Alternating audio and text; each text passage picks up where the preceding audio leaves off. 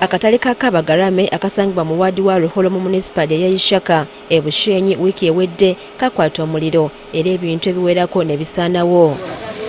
Akatale kano kamanyiddwa nnyo mu kutunda embizzi mu kitundu kino. Okusinziira ku bakulembeze b'omu kitundu, akatale kano kabeeramu abantu abasukka mu 3,000 naddala ku lw'omukaaga. Kaffe kanene nnyo era ko kasuubula embizzi zino ne bazisala ne bazisiika bulungi ng'abantu bw'alya pooka yeekabagalame abatagenda kuddamu kulya pooka endala. Every month we collect around 3 million shillings from this market,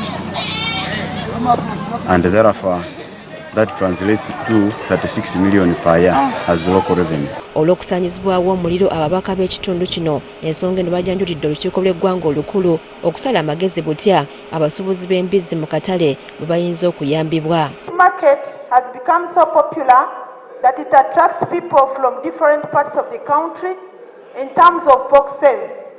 A total of 600 pigs are slaughtered per month. Okusinziira ku Anet Mugisha, omubaka omukyalo wa disitulikiti ey'e Bushenyi, waliwo obwetaavu akatale kano okukulaakulanyizibwa naddala nga kateekebwako olukomera. We ask the government through the office of the Prime Minister to provide funds for fencing this market, to regulate access to the market at night and unauthorized persons. Agamba nti olw'okuba akatale kano kasubi kakwata mangu omuliro nga nabwe kityo abakakoleramu basaana okuweebwa amasannyalaze ag'amaanyi g'enjuba okwerinda ebizibu. Government provides funds to install solar lights within outside the market.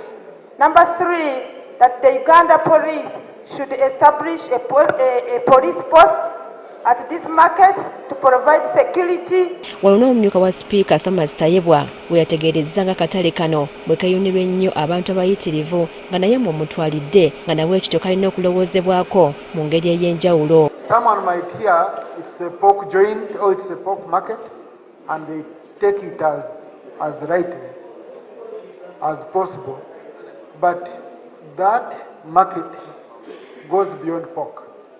It's a lifeline for many widows, for many women around Bushenyi. So it's something really that has hit the economy of Bushenyi municipality and the surrounding areas very, very, very seriously. Ono minisita wa gavumenti ez'ebitundu Rafael Magezi we yategeerezza nga bw'agenda okulonda abantu ab'enjawulo okulondoola ensonga eno.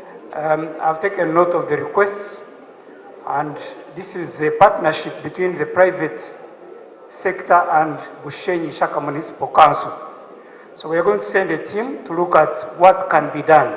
Kati ekirindiriddwa kwe kulaba oba ebiteeso bino binaateekebwa mu nkola abantu beno obutafiirizibwa ne gavumenti yennyini obutafiirwa erimu ku makubo mw'ejja ssente naddala mu bitundu eby'e Bushenyi. Priska Namulema, agafeeyo ku Spark TV.